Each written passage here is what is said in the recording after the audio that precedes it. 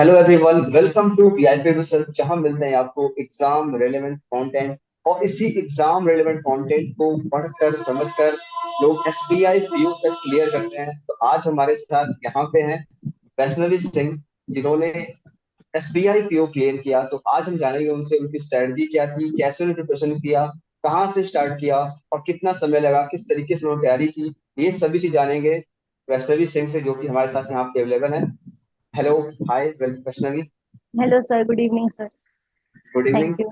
और सबसे पहले कॉन्ग्रेचुलेशन आपको, ढेर सारी शुभकामनाएं आपके आपके पेरेंट्स को। और यस सर, थैंक यू बहुत सर। सारे हर्डल्स को आपने क्लियर करके finally you are on the top notch, जहाँ पे बैंक ऑफ एग्जाम जो होता है एसबीआई पीओ, वो आपने क्लियर किया है। तो सबसे पहले थैंक यू सर। कॉन्ग्रेचुलेशन, बहुत बहुत ढेर सारी बधाइयाँ। और जब मैंने सुना कि Vaishnavi Singh SBI PO clear, तो सबसे पहले जो इमेज आता है ना माइंड में, वो आप ही का आया था। हालांकि कभी यस बात नहीं हुई हमारी कभी, लेकिन तो आप चैट्स। हमेशा हाँ, जैसे आप यूट्यूब पे फॉलो करते थे, आपके जितने भी मेरे जैसे कंटेंट सभी पे आपके कमेंट्स होते थे। तो यस जो सर। फर्स्ट इमेज जो मेरे माइंड में आया वो आप ही का आया था। फिर बाद में कंफर्मेशन मिला कि वो आप ही हो। तो यस सर। बहुत खुशी मिली देख करके। और काफी बच्चे सिलेक्ट हुए हैं यहाँ से पढ़ करके, जो जो फ्री में फॉलो करते थे। लेकिन आप जिस तरीके से फॉलो किए, जिस तरीके से साथ, वो काफी मुझे अच्छा लगा। और फाइनली जब एसबीआई पीओ को क्लियर करता है, उसकी खुशी अलग ही होती है। तो यस सर। अब वो कैसा लग रहा है आफ्टर सिलेक्शन? सर बहुत अच्छा लग रहा है, मतलब लास्ट लास्ट तक वेट करना एग्जाम्स का, और प्री देना, मेंस देना, और सर साल भर में मैंने सारे एग्जाम्स दिए हैं।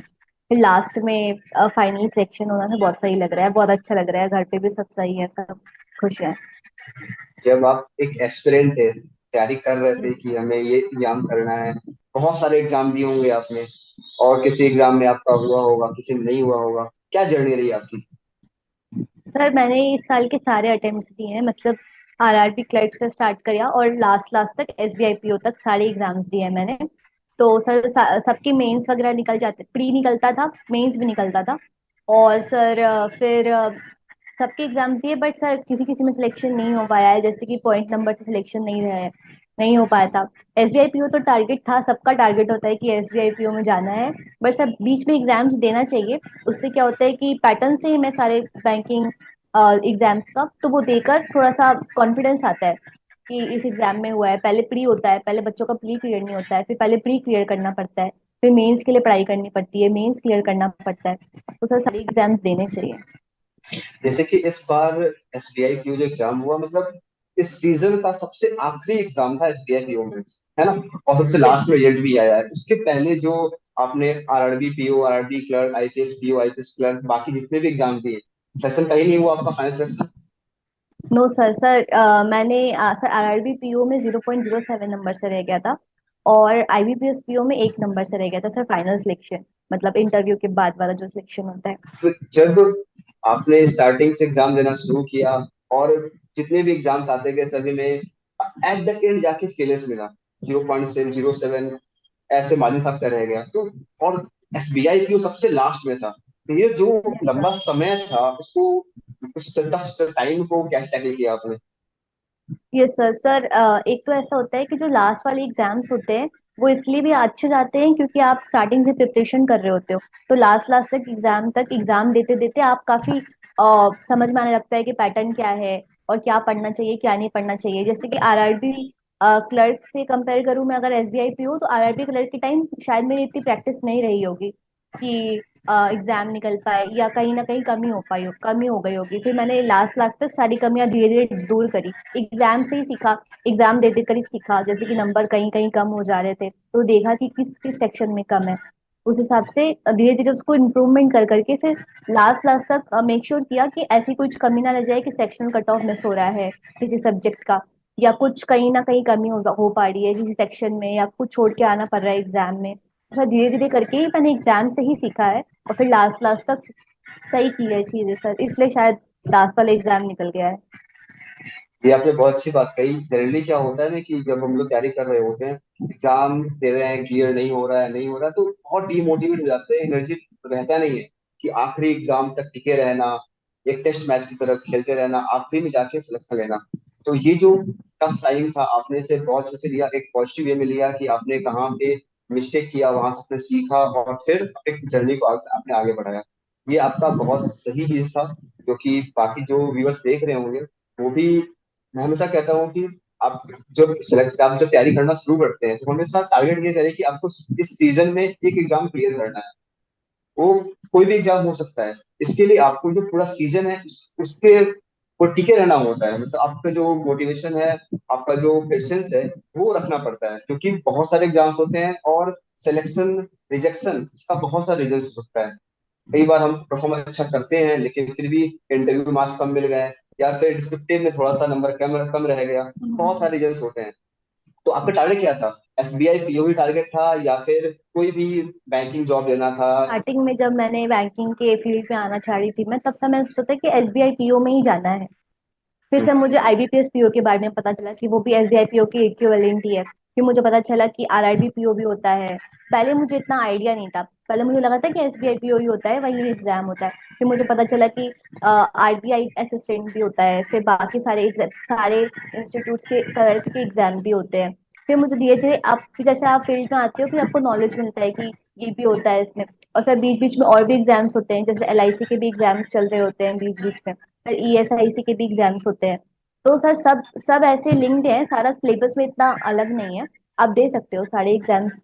और थोड़ा बहुत चेंज करना पड़ता है तो वो आप कर सकते हो अगर। और सर जॉब होता है अल्टीमेटली बेस गोल तो सबका। तो सर सारे इंपॉर्टेंट एग्जाम्स होते हैं। तो अपने ब्रीफ बताइए, अपना इंट्रोडक्शन, मतलब आपका एजुकेशन बैकग्राउंड क्या रहा है, आपने क्या पढ़ाई की है, स्कूलिंग कैसा रहा, ये सब थोड़ा बताइए, कॉलेज का लाइफ कैसा था? सर मैंने पीसीएम लिया था 10th के बाद। और फिर पीसीएम वाले बच्चे फिर इंजीनियरिंग करते हैं मोस्टली। सर मैंने भी इंजीनियरिंग करी थी और फिर रैंकिंग के हिसाब से इलेक्ट्रिकल इंजीनियरिंग मिल गया था, तो फिर वही वही किया। फिर सर उसके बाद मैंने इंटर्नशिप करी थी इलेक्ट्रिकल इंजीनियरिंग में, तो फिर मैंने रियलाइज किया कि नहीं, इलेक्ट्रिकल इंजीनियरिंग में जॉब सही नहीं है, मतलब मेरे लिए पर्सनल इंटरेस्ट के हिसाब से। फिर सर मैंने देखा था कि कॉम्पिटिटिव एग्जाम्स में फोकस करते हैं सब, बेसिक मैथ्स वगैरह सब सही था। 9th 10th की मैथ्स वगैरह सब ठीक थी, मैथ्स और इंग्लिश वगैरह। तो मुझे लगा कि एग्जाम एसएससी होता है और बैंकिंग हो गया, ऐसे सारे एग्जाम्स में फोकस कर सकती हूँ। तो फिर सर बैंकिंग की फोकस था मेन टारगेट तो। बट सर एसएससी वगैरह भी था, एक बार देने के एग्जाम था कि दे सकते हैं एग्जाम, सर सब सेम ही होते हैं। तो इंटरव्यू जो आप गई होंगी वहां से आपसे क्वेश्चन पूछा गया होगा, why you yes. Choose banking instead of engineering. Hmm. तो उसका आंसर वहां पे आपने क्या किया वो नहीं, यहाँ पे जो पॉजिटिव आंसर वो मुझे बताइए। सर वहां पे जो मैंने किया सर वो वही एक्चुअल में भी है। जैसे अच्छा। कि मैंने जैसे बताया कि मैंने इंटर्नशिप किया तो मुझे समझ में आया सर, मैंने वही चीज बोली है वहां पे कि सर मैंने इंटर्नशिप करी थी 3rd ईयर में। तो मुझे समझ में आया कि मेरे इंटरेस्ट से मैच नहीं कर पा रहा है इंजीनियरिंग। और सर फिर उन्होंने फिर ज्यादा क्रॉस क्वेश्चनिंग नहीं किया। आपकी जो जर्नी थी as a aspirant for banking aspirant, वो कब स्टार्ट हुई, कब से आपने क्वेश्चन करना स्टार्ट किया, ये बताइए। Yes sir. सर मेरी इंजीनियरिंग खत्म हो गई थी मई में 2021। Twenty sir one yes sir. Yes sir. Sir उसके बाद फिर मैंने मतलब मुझे पता नहीं था कि क्या करना है। ये तो पता था कि जाना नहीं है इंजीनियरिंग में। फिर मैंने एग्जाम्स की रिसर्च किया जो मैं निकाल सकती हूँ। और जो बेसिक होता है, मतलब इसमें इंजीनियरिंग नहीं लग रही होती है या कुछ ज्यादा नहीं लग रहा होता है, 9th 10th का जो होता है। सर जो मुझे बैंकिंग ही सही लगा क्योंकि उसमें इंग्लिश आती है बेसिक, और मैथ्स आता है क्वांट जो 9th 10th का क्वांट होता है, और सर रीजनिंग आती है वो आप सीख सकते हो। तो सर मुझे यही सही लगा। और जीए आता है, जीए भी आप पढ़ सकते हो, इतना टफ जीए नहीं आता है जैसे कि यूपीएससी वगैरह का आता है। तो मुझे सही लगा कि बैंकिंग निकाला जा सकता है। मतलब आपने मई 2021 के बाद से फुल फोकस होकर के सिर्फ बैंकिंग एग्जाम की तैयारी की? ये सर मैंने सर जनवरी से स्टार्ट किया था, एकदम से फुल फ्लेजेड पढ़ाई जो होती है।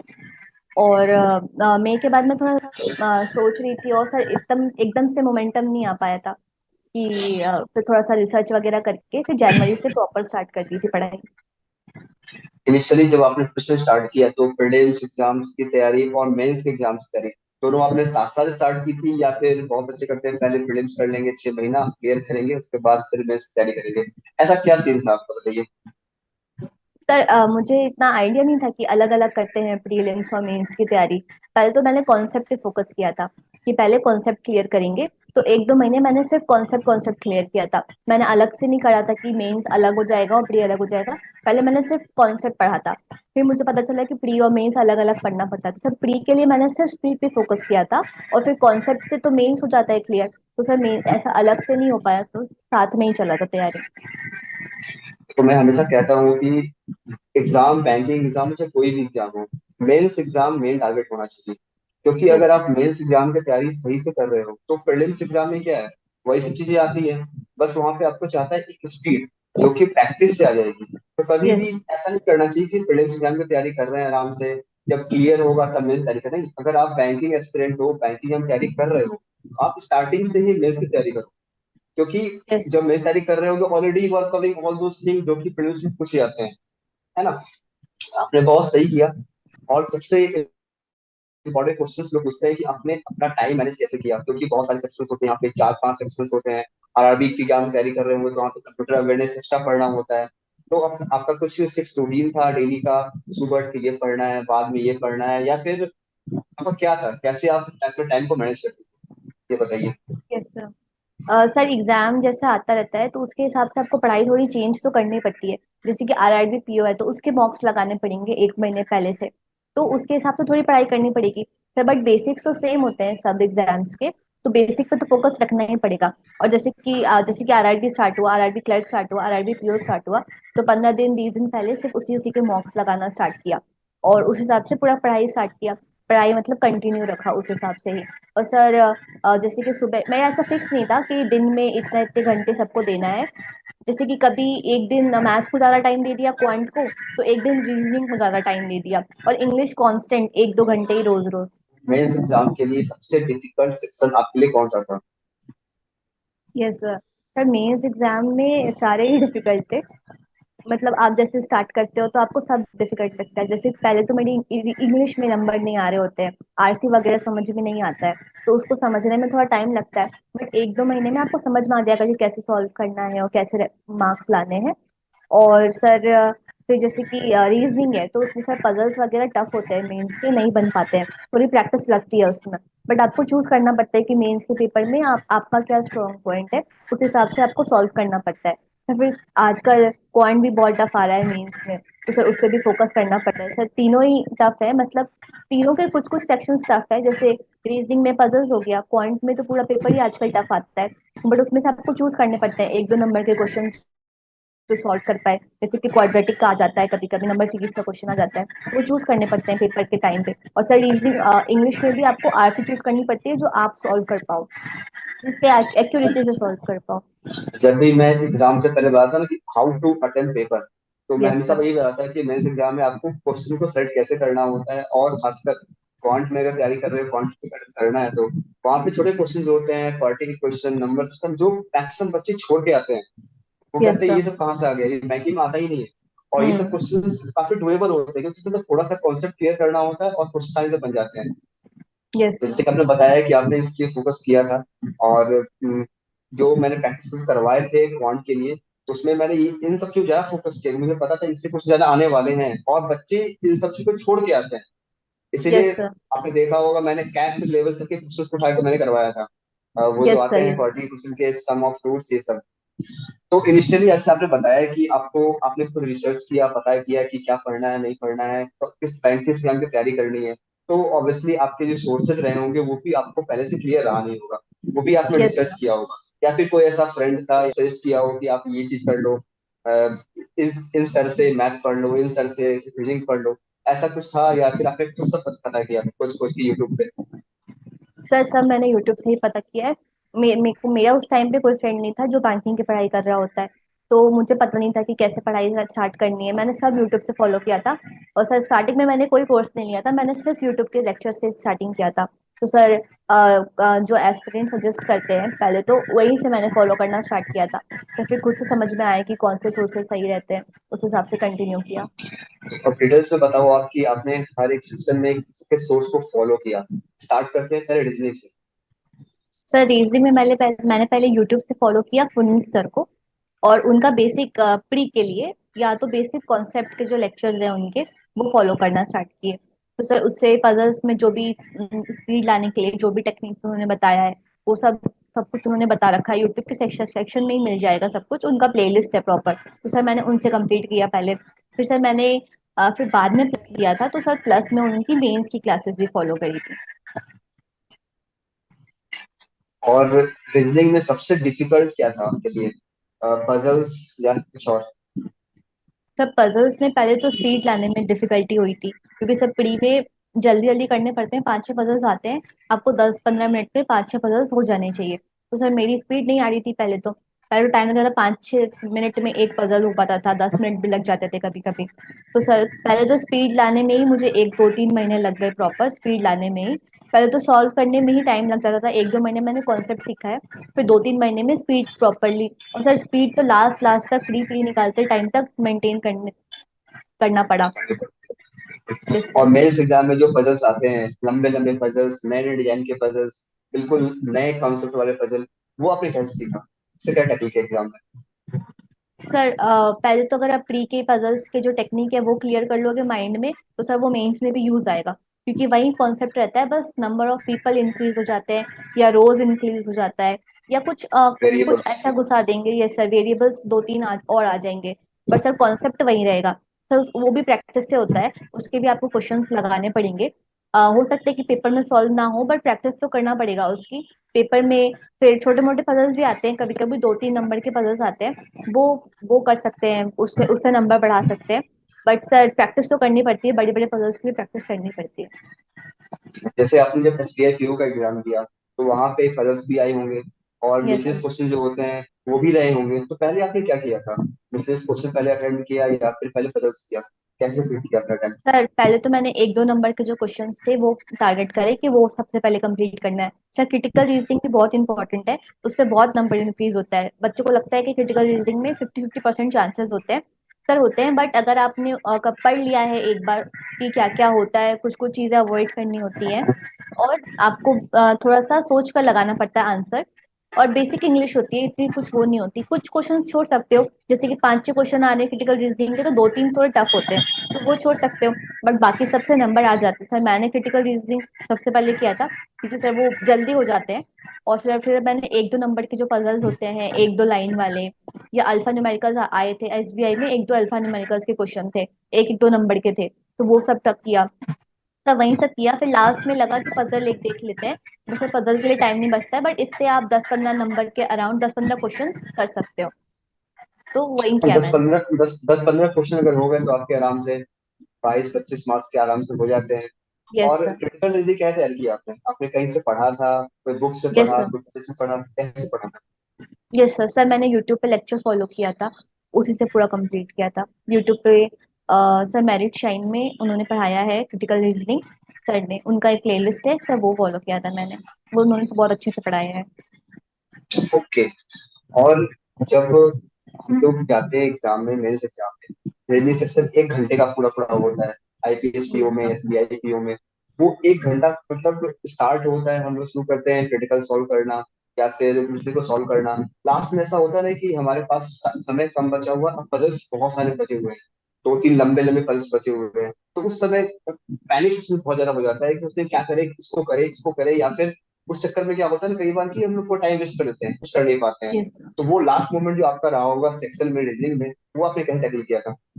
Yes sir. सर पहले तो एक इम्पोर्टेंट बात ये है कि आपको बेसिक मॉक्स अटेम्प्ट करने पड़ेंगे मेंस के भी, एग्जाम में जाने से पहले। तो उससे क्या होगा, आपको समझ में आएगा कि आपका स्ट्रॉन्ग पॉइंट क्या है। अब मैंने अटेम्प्ट किया था, मैंने 5-6 मॉक्स प्रॉपरली अटेम्प्ट किए थे, बैठ के एग्जाम दिया था 3-3 घंटे का।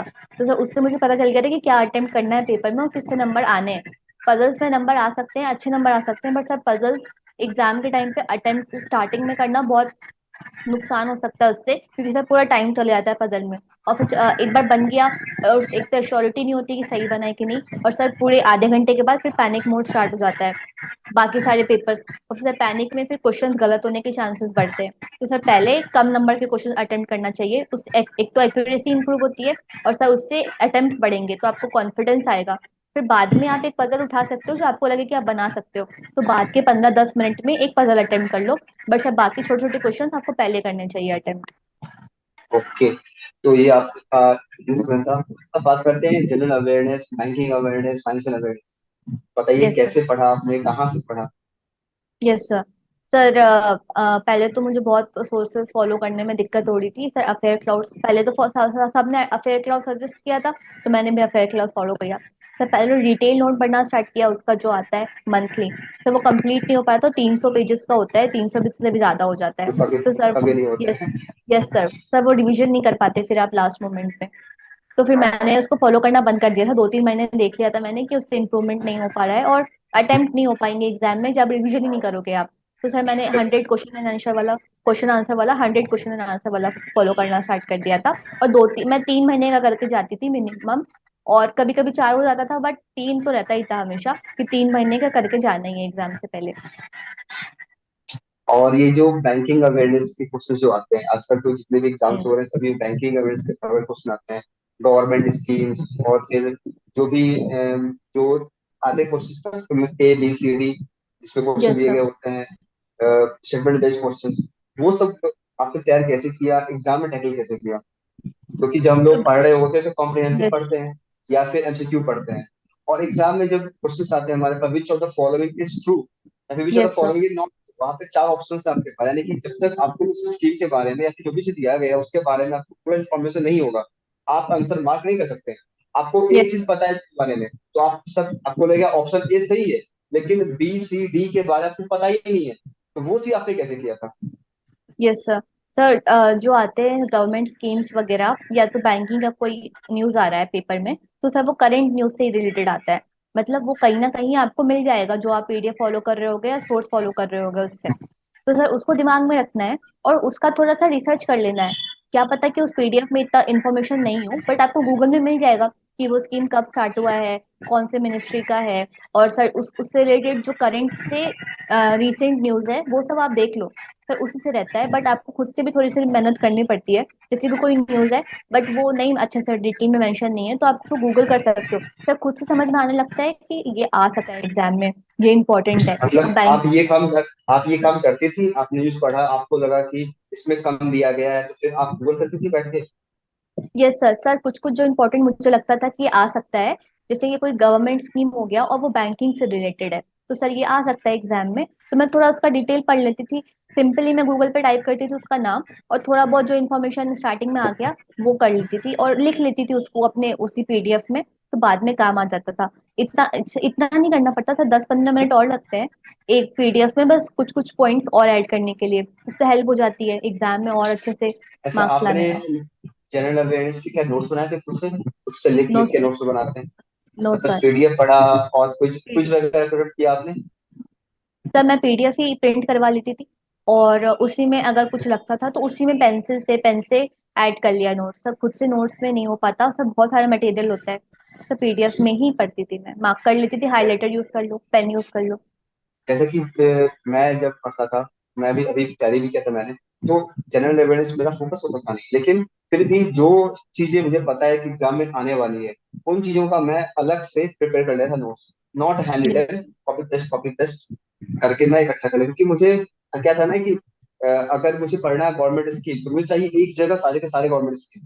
मुझे यस सर। पढ़ना अपॉइंटमेंट्स, अगर चाहिए एक जगह सारे के सारे जो भी हुए हैं, और एक भी मिस नहीं होना चाहिए। और अगर आप यस कोई सर। सोर्स फॉलो कर रहे हो तो वहां पे क्या होता है ना कि कुछ ना कुछ मिस जरूर हो ही जाता है उसमें। यस लेकिन सर। जब आप खुद से प्रिपेयर कर रहे होते हो तो आप 2-3 जगह से फॉलो किए, या फिर आप अगर न्यूज पढ़ रहे हो, डेली पढ़ रहे हो पेपर वगैरह, वहां से आपको बहुत समझ मिल जाते हैं, तो वो भी मैं हमेशा उसमें ऐड करते जाता। तो यस। जो इस साल प्रिपेयर करेंगे तो वो उन्हें इस बार बहुत ध्यान रखना होगा कि जब भी जनरल तैयारी करें तो ऐसा नहीं है कि आपको सिर्फ उसे बस एग्जाम चाहे पहले पढ़ना शुरू करें, हमेशा स्टार्टिंग से पढ़ें, अच्छे से पढ़ें, और हर चीज फोकस करना होता है कि यस सर। सर जैसे कि पीडीएफ होती है, तो सर उसमें कुछ कुछ ऐसे पॉइंट्स रहते हैं, जैसे कि गवर्नमेंट फंड करती है किसी ऑर्गेनाइजेशन को, या आईएमएफ वर्ल्ड बैंक फंड करती है, तो सर वो अमाउंट आप कहीं लिख लो एक पेज में। जैसे कि सर पीडीएफ के पीछे 2-3 पेजेस एक्स्ट्रा निकलवा लेती थी मैं, रफ ऐसे वाइट पेजेस।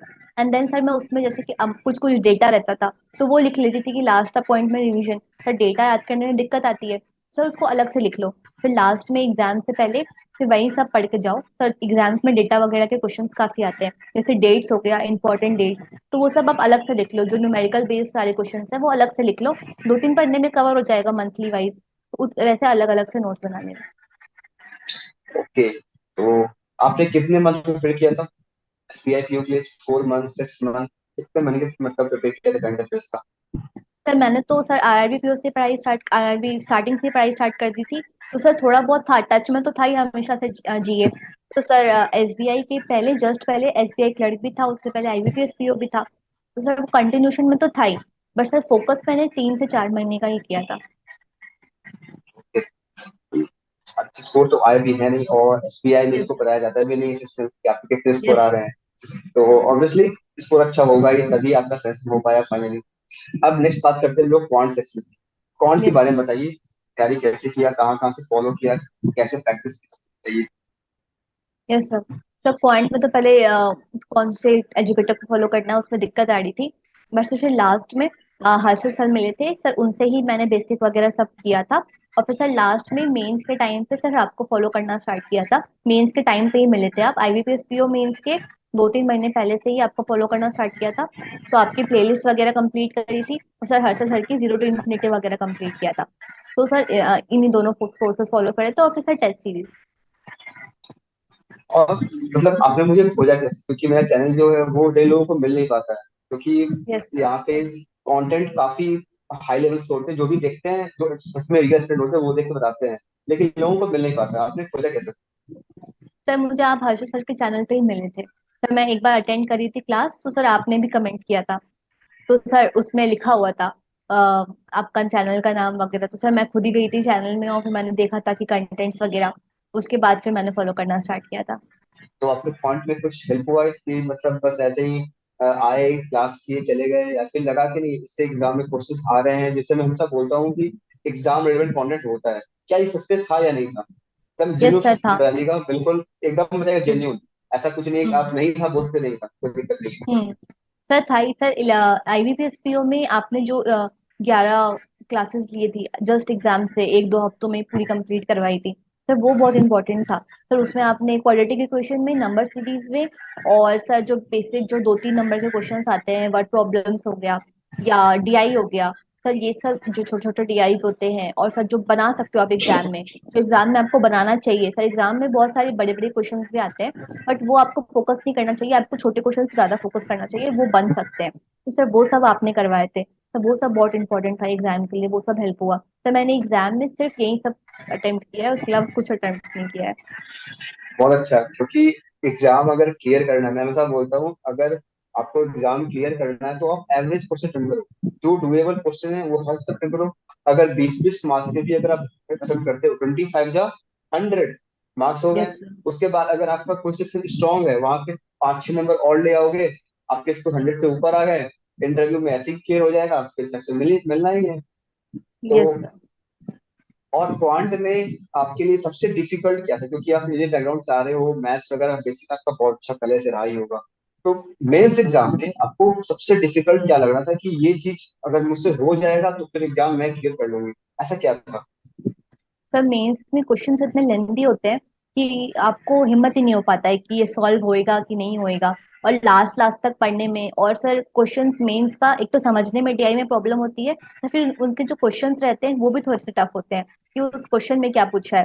तो सर पहले पहले मुझे डीआई वगैरह सॉल्व करने में दिक्कत होती थी, नहीं समझ में आता था।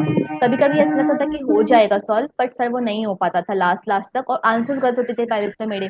कॉन्सेप्ट में वीकनेस थी, फिर पहले कॉन्सेप्ट स्ट्रॉन्ग किया, फिर मेन से क्वेश्चन अटेम्प्ट किए थे, बैठ के सॉल्व करना पड़ता है। भले आपको 1 घंटे में एक क्वेश्चन ही सॉल्व हो रहा हो, बट स्टार्टिंग में आपको टाइम देना पड़ेगा। लगेगा कि कुछ एफिशिएंसी नहीं आ रही है, बट आपको टाइम देना पड़ेगा। फिर लास्ट लास्ट तक आपका टाइम कम होगा, फिर आपको क्वेश्चन सॉल्व करने में इंप्रूवमेंट होगी। तो सर टाइम देकर ही सॉल्व किया फिर मैंने।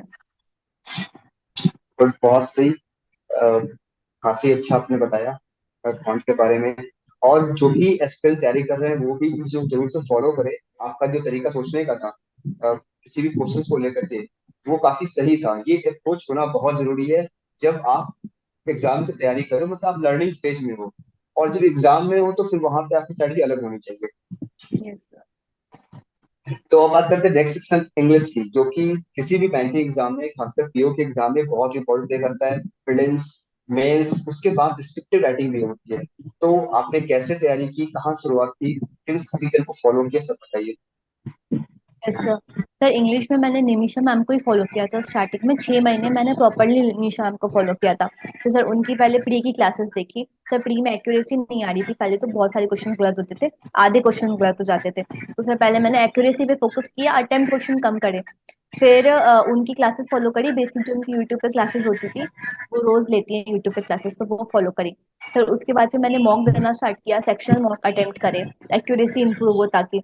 सर फिर मैंने आरसी रीडिंग स्टार्ट किया। न्यूज़पेपर मैं नहीं पढ़ती थी बट उसका आरसी पढ़ लेती थी। बस जो उसका आर्टिकल होता है फिर वो पढ़ लेती थी। उससे क्या होता है कि आरसी आता है एग्जाम में, वो आपको बहुत हेल्प होता है। और सर रीडिंग हो जाती है, फिर आपको नए नए वर्ड्स पता चलते हैं, तो सर सब सब हो जाता है इसमें इंक्लूड। तो आर्टिकल तो हमेशा पढ़ना ही चाहिए। इम्प्रूवमेंट आरसी आरसी से आएगा आपको इंग्लिश में इम्प्रूवमेंट, मेंस में भी और प्री में भी। सर और फिर 120 रूल्स ऑफ ग्रामर फॉलो किया, लिख लिया था उसको, फिर रिवीजन करते रहो उसको टाइम टू टाइम, तो आपका वो हो जाएगा कंप्लीट। क्लासेस कर लो, मॉक दे दो, बस इतना होता है इंग्लिश में। और सर मेंस में आपको थोड़ा सा टेस्टनल सेक्शनल कट ऑफ निकालना रहता है मेंस में। तो सर आपको सेक्शनल टेस्ट देने पड़ेंगे मेंस के, अलग से आरसी फॉलो करना पड़ेगा। तो यही दोनों आता है बस, इंग्लिश में हो जाता है इसमें। और डिस्क्रिप्टिव में कैसे किया, लेटर राइटिंग, ऐसे राइटिंग। सर डिस्क्रिप्टिव में सर मैंने एक बुक ले ली थी, निमिषा मैम की रहती है, तो उससे मैंने पढ़ना स्टार्ट किया था पहले तो। और सर मैंने एग्जाम से 1-2 महीने पहले से ही स्टार्ट किया था डिस्क्रिप्टिव को फॉलो करना। तो सर पहले मैं सिर्फ पढ़ती थी लेटर्स और आर्टिकल्स। और सर पहले तो आप, अगर आप आर्टिकल्स पढ़ रहे हो हमेशा से, जैसे 6-7 महीने से पढ़ रहे हो, तो आपकी बहुत हेल्प होगी डिस्क्रिप्टिव में, क्योंकि कंटेंट कैसे लिखना है और क्या लिखते हैं वो आपको समझ में आ जाएगा। और सर मैंने 15 दिन पहले मेंस एग्जाम से पहले ऑनलाइन मॉक भी दे दिए थे डिस्क्रिप्टिव के, तो उससे स्पीड वगैरह इंप्रूव हो गई थी। Very good. इसके बाद जब आपका बेस क्लियर हुआ, फिर होता है ग्रुप एक्सरसाइज और इंटरव्यू। ग्रुप एक्सरसाइज की तैयारी कैसे की। सर ग्रुप एक्सरसाइज अभी सब लोगों ने टेलीग्राम वगैरह से ही ग्रुप बना लिए थे। सर 2-3-5 लोगों ने, फिर ऑनलाइन ही उन लोगों ने तैयारी करी थी। और सर बेसिक यूट्यूब पे लेक्चर्स देख लिए थे मैंने, क्या क्या इंपॉर्टेंट पॉइंट होते हैं ग्रुप एक्सरसाइज के लिए, कैसे कैसे इंट्रोडक्शन करना पड़ता है, या कंक्लूड कर लो, आप इंट्रोड्यूस कर लो, या बीच बीच में कहाँ कहाँ पे आपको मौके ढूंढने पड़ते हैं बोलने के। और थोड़ा बहुत बेसिक इंग्लिश में बोल रहे हो तो इंग्लिश इंप्रूव करना पड़ता है, या तो हिंदी में बोल रहे हो तो हिंदी इंप्रूव करना पड़ता है बोलने के हिसाब से। तो बेसिक किया था इतना। और इंटरव्यू तैयारी। सर इंटरव्यू की तैयारी में मैंने, सर यूट्यूब पे एक सर है, संबा सिवन सर के, सर उनकी इंटरव्यू क्या क्लासेस बताया चलती नाम है। क्या। Sir Samba Sivan interview classes करके एक चैनल है। तो सर वो करवाते हैं इंटरव्यू की क्लासेस, तो सर उनसे फॉलो किया था, वो 1 महीने करवाए थे प्रॉपर। और सर वो रोज क्लासेस लेते थे, तो उनको फॉलो किया था। 1-1 घंटे की क्लासेस होती है उनकी, तो वो कंटेंट वगैरह भी दे देते हैं। और सर खुद से भी तैयारी करनी पड़ती है, जैसे कि सर यूट्यूब पे बहुत सारे लोगों ने डाल रखा रहता है इंटरव्यू एक्सपीरियंसेस, तो सर वो देखने पड़ते हैं, तब पता चलता है कि कैसे क्वेश्चंस पूछ रहे होते हैं। और सर बेसिक करंट अफेयर्स और बैंकिंग अवेयरनेस। मेरे आपने देखे थे इंटरव्यू एक्सपीरियंस। यस सर देखा था, was it IBPS PO helpful. के टाइम में देख लिया था। Yes sir. सर एग्जाम्स में क्या पूछते हैं ये सब पता चलता है सर, बहुत हेल्प मिलती है। क्योंकि मेरे मेरे मैं तो जितना भी इंटरव्यू दिया है, मेरे इंटरव्यू काफी लंबे लंबे चले हैं। मेरा जो यस सीआई सर। पीओ का इंटरव्यू था वो करीब 29 मिनट तक तो चला था, जिसका एक्सपीरियंस मैं शेयर नहीं कर पाया चैनल पे। और मैंने बस शेयर किया था आईपीएस पीओ का, वो भी काफी लंबा चला था। आरआरबी पीओ का भी इंटरव्यू मेरा काफी लंबा चला था, पता नहीं मेरे साथ क्या ऐसा था। वो लोग जब भी इंटरव्यू लेते थे अच्छे से पूरा टाइम लेके लेते थे। यस सर देखा था मैंने। कोई कोचिंग पेड कोर्स वगैरह बताया आपने, लिया था कौन सा पेड कोर्स किया था, कहाँ से फॉलो किया था। सर स्टार्टिंग में तो मैंने यूट्यूब के फ्री जो लेक्चर्स होते हैं वो फॉलो करना स्टार्ट किया था। फिर बीच में मैंने लिया था 6-7 महीने के अराउंड प्लस ले लिया था मैंने अनअकैडमी प्लस, फिर वहीं से फॉलो किया था। फिर यूट्यूब भी फॉलो करती थी मैं, अनअकैडमी प्लस भी फॉलो करती अच्छा, आपने जो बताया कि आपने मॉक अटेम्प्ट किए थे, तो थी। मॉक यस आपने सर। कैसे किया था, प्रीलिम्स एग्जाम में कैसे किया, मेंस क्योंकि काफी लंबा होता है, 3 घंटे का होता है, उससे आपने कैसे मैनेज किया था मॉक को। यस कौन सा सर। मॉक लगाते थे आप। Yes sir. सर मैं 2 मॉक्स लगाती थी, ऑलिव बोर्ड और स्मार्ट कीरा। तो स्टार्टिंग, बहुत स्टार्टिंग में मैंने टेक्स्ट बुक फॉलो किया था, तो सर वो उससे तो कॉन्सेप्ट पता चल गए थे कि कैसा क्या पैटर्न होता है। तो फिर मैंने छोड़ दिया था टेक्स्ट बुक लगाना। फिर मैंने ऑलिव बोर्ड और स्मार्ट कीरा फॉलो किया था, सब बीच में प्रैक्टिस मॉक भी किया था। फिर फाइनली मैंने ऑलिव बोर्ड और स्मार्ट कीरा ही किया था। तो सर प्री के लिए भी जैसे कि नोटिफिकेशन आता है एग्जाम का, तो फिर आपको एक महीने का मार्जिन मिलता है। तो आप प्री के मॉक लगाना स्टार्ट कर दो। स्टार्टिंग में आप एक मॉक लगाओ दिन के, बट सर जब 15-20 दिन बचते हैं तो आप दो दो मॉक लगाना स्टार्ट कर दो प्री के। तो उससे स्पीड आ जाएगी, फिर आपको प्री के लिए कुछ नहीं करना पड़ेगा। और सर मेंस के लिए क्या होता है कि मेंस में थोड़ा सा लेंदी प्रोसेस होता है। तो आप मेंस के लिए सेक्शन मॉक लगाओ, मतलब 15-20 मिनट के मॉक्स आते हैं, तो आप वो लगाओ, उससे आपको पता चलेगा कि क्वेश्चंस कैसे आते हैं। तो आप वो लगाना फॉलो करो। फिर सर जब मेंस का जैसे प्री हो जाएगा, तो मेंस के लिए एक महीने 45 डेज अराउंड मिलेगा। तो सर उसमें आप कॉन्सेप्ट पे फोकस करो पहले तो, और सर सेक्शन मॉक ज्यादा ज्यादा लगाओ। और सर ऐसा होता है कि सर पर सब्जेक्ट के भी मॉक्स होते हैं। जैसे कि मैथ्स है, क्वांट है या रीजनिंग है, तो सिर्फ उसके एक एक घंटे के मॉक होंगे, तो वो भी लगाओ। जैसे कि दिन में एक पूरे दिन में आपने सिर्फ एक पॉइंट का मॉक लगा लिया, तब उसके क्वेश्चंस पूरे सॉल्व किए, देखे कि कहाँ पे लैग हो रहा है, क्या हो रहा है, वैसे किया। फिर लास्ट के 15 दिन में आप कोशिश करो कि ऑल्टरनेटिव दिन फुल मॉक लगा लो। तो उससे क्या होगा कि पता चलेगा कि एग्जाम में क्या अटेम्प्ट करना है, एग्जाम में कैसे, और फिर 3 घंटे बैठना भी है, कंसंट्रेशन भी चाहिए। तो सर 5 से 6 मॉक लगाना पड़ेगा आपको। तो समझ में आएगा, उससे बहुत इंप्रूवमेंट मिलेगा। And one more question for you. बहुत लोग होते हैं जो तैयारी कर रहे होते हैं, बड़े एग्जाम क्लियर करते हैं, सोशल मीडिया को क्विट कर देते हैं कुछ टाइम के लिए, क्या आपने भी ऐसा किया था? सर मैंने व्हाट्सएप तो क्विट नहीं किया था सर, उससे कांटेक्ट रहता है। और सर बहुत सारे ग्रुप्स भी ज्वाइन कर रहे होते हैं एग्जाम बैंकिंग एस्पिरेंट्स, बहुत सारे ग्रुप्स चलते हैं सर। टेलीग्राम रहता है, टेलीग्राम तो बहुत हेल्पफुल होता है।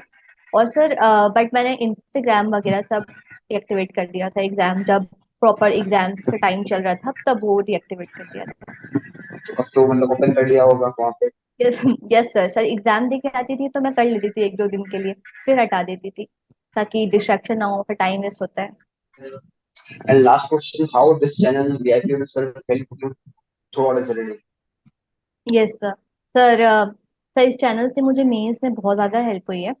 और सर इससे क्या होता है कि मुझे समझ में आया कि कौन से क्वेश्चन अटेम्प्ट करने हैं एग्जाम में, और कौन से क्वेश्चन आते हैं। सर आपने मेमोरी बेस्ड पेपर प्रोवाइड किया था बहुत सारे, और सर बहुत सारे क्वेश्चन थे वो मैंने कहीं देखे नहीं थे, मुझे मिल नहीं पाया था वो कहीं पे। और सर टेस्ट सीरीज वगैरह में रेलिवेंट नहीं होते, एग्जाम रेलिवेंट नहीं होते हैं वो, तो समझ में नहीं आते कि एग्जाम में कैसे क्वेश्चन आते हैं। तो सर आपने जितने भी 11-12 लेक्चर्स जो दिए थे एग्जाम से पहले, सर वो सब में से एक एक क्वेश्चन किया था मैंने। और सर आपने प्रोसेस भी बहुत अच्छे से एक्सप्लेन किया था। तो मुझे क्वांट में कोई दिक्कत नहीं आई एग्जाम में जाके। एग्जाम में क्वांट इतना टफ आया था कि लग रहा था कि कट ऑफ भी क्लियर नहीं होगा, बट हो गया वो। मतलब और दिक्कत नहीं आई, क्योंकि मैंने वही क्वेश्चन अटेम्प्ट करे जो आपने बताए थे कि यही करना है एग्जाम में। और जो नंबर सीरीज और क्वाड्रेटिक इक्वेशन पर जो आपने फोकस किया था, तो उससे बहुत हेल्प हुई। तो आपका नेक्स्ट गोल क्या है? या एसबीआई में रहना है, एसबीआई में ही आपको आगे बढ़ते जाना है, पीओ से पहुंचना है चेयरमैन लेवल तक, या फिर आपको आपका कोई और एग्जाम है, UPSC, CSC, RBI grade B, ऐसा कुछ है? सर अभी तो मैंने कुछ नहीं सोचा है, अभी तो सर मैंने सिर्फ इस पे फोकस किया था। अभी मैं फ्यूचर में सोचूंगी कि क्या करना है। ओके। Yes sir. ऑब्वियसली जिस तरीके से आप क्वेश्चन कर रही हो, मुझे लगता है कि आप और टारगेट करोगे, लाइफ में हमेशा आगे बढ़ते रहोगे। And yes one more question is what you suggest to all the aspirants who are watching you as अब देखो आपने लेक्चर में दिया है, और आप सबको आप बोलेंगे, दी बोलेंगे आपको, बस आपको एक रिस्पेक्ट मिलेगा, आपकी बातों की वैल्यू होगी। तो आप क्या लोगों को कहना चाहोगे जो इस सैक्रिफिस कर रहे हैं? Yes sir. सर पहले तो मैं बोलूंगी कंसिस्टेंसी, क्योंकि वो बहुत इंपॉर्टेंट होता है। क्योंकि बैंकिंग एग्जाम है, आपको साल भर एग्जाम देने का मौका मिलेगा, और सर कंसिस्टेंट नहीं रहोगे तो आपके एग्जाम्स छूटते जाएंगे बीच बीच में, कि किसी का प्री क्लियर नहीं होगा, किसी का मेंस क्लियर नहीं होगा। और सर आपको नहीं हो पाता है क्लियर, बहुत कम मार्जिन से रह जाता है। सर मेरा भी बहुत कम मार्जिन से रह गया। तो आपको इनफ मार्जिन लेकर चलना पड़ेगा। जैसे कि मेंस है, मेंस से आपको सिलेक्शन मिलता है फाइनल, तो सर मेंस में आपको इतना लाने पड़ेंगे नंबर कि लास्ट में आपका फाइनल सिलेक्शन हो जाए। अगर इंटरव्यू भी अच्छा नहीं जा रहा है तो आपको इतना मार्जिन लाना पड़ेगा। फिर सर 1-2 सब्जेक्ट्स आप स्ट्रॉन्ग कर लो, जैसे कि किसी का जी स्ट्रॉन्ग होता है या किसी का इंग्लिश स्ट्रॉन्ग होता है, तो सर 1-2 सब्जेक्ट आप स्ट्रॉन्ग कर लो। उससे क्या होगा कि कभी कोई पेपर टफ आ गया तो मार्जिन हो जाता है, तो मैनेज हो जाता है। और सर यही है कि प्री के लिए स्पीड पे फोकस करो और मेंस के लिए कॉन्सेप्ट पे। Okay, thank you for giving your time. बहुत अच्छा लगा आपसे बात करके। और जो यहाँ पे व्यूअर्स देख रहे होंगे उन्हें डेफिनेटली बहुत कुछ में मिला होगा। आपने जो बताया, जो अपने स्ट्रेटजी शेयर की, ये जो भी एस्पिरेंट्स अभी देखेंगे वो उसे फॉलो करेंगे, ताकि वो भी नेक्स्ट ईयर इस तरीके से एसबीआई पीओ या बड़े एग्जाम क्लियर करें और फिर वीआईपी सर में आकर के अपना इंटरव्यू दें। Thank you so much yes आपके सर, टाइम थैंक यू को। सर। तो अगर आपको वीडियो अच्छा लगा है तो चैनल को सब्सक्राइब कीजिएगा, वीडियो को लाइक कीजिएगा, और वैष्णवी से अगर चाहते हैं कुछ क्वेश्चन पूछना जो वो शेयर नहीं कर पाए अब तक, आप कमेंट कर सकते हैं। वैष्णवी विल, उनको टाइम मिलेगा जरूर से वो रिप्लाई करेगी। यस। तो और शेयर कीजिए वीडियो को, ताकि लोगों तक पहुंचे और वो भी समझें कि एग्जाम क्लियर करने के लिए क्या डेडिकेशन होना चाहिए। लगातार जो फेलियर्स आते हैं उन सबसे हट करके कैसे अपने गोल की तरफ लगातार, मतलब डेडिकेटेड साथ में लगे रहना होता है, तब जा करके आप एसबीआई पीओ जैसे बड़े एग्जाम क्लियर कर पाते हैं। बस, थैंक यू, मिलते हैं फिर नेक्स्ट वीडियो में।